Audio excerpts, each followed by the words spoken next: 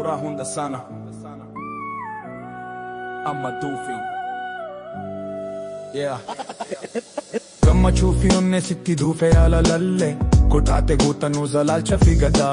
taamsa koo baaddu jaalala keetti galata jirata si hagalu dhageetti jaala koo yaada koo siin guddachaa bulti silla si argaa gammachuu guutuu hida jaala koo yaada fi daqiiqaa jabdu seenanaa anta'i siif boo'a bulti akkamitti siif laalu hojjeta hawwiin badhaadhina koo yaala gaarii baasuun sakiftu ooli buusaa ormaa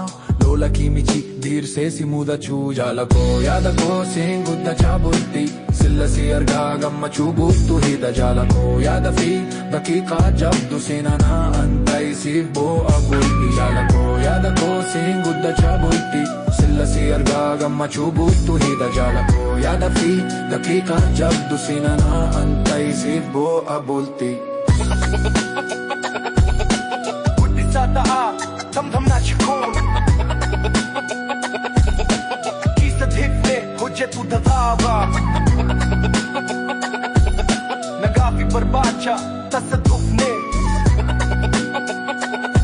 Sitti gammadu yaala galeen gunaa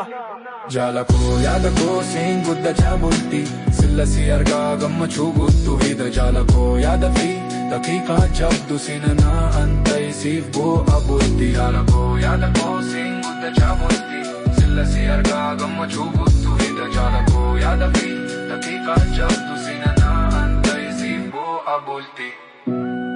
Sitti dhufe jaalali fe'aatawaa